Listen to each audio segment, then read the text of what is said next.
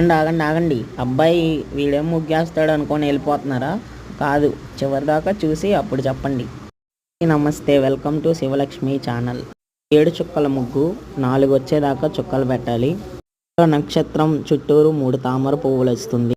ఉన్న వాకిలి ఉన్నవాళ్ళు ఈ ముగ్గుని శ్రావణ మాసంలో వరలక్ష్మి వ్రతం రోజు వేసుకుంటే చాలా బాగుంటుంది.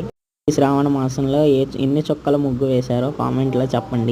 అలాగే ఈ ముగ్గు ఎలా ఉందో కూడా చెప్పండి. మీ ఫ్రెండ్స్కి షేర్ చేయండి, లైక్ చేయండి. అసలేం చెప్పడం మర్చిపోయా, ముందు మా ఛానల్ సబ్స్క్రైబ్ చేసుకొని చూడండి. అందరూ సబ్స్క్రైబ్ చేయకుండానే చూసేస్తున్నారు.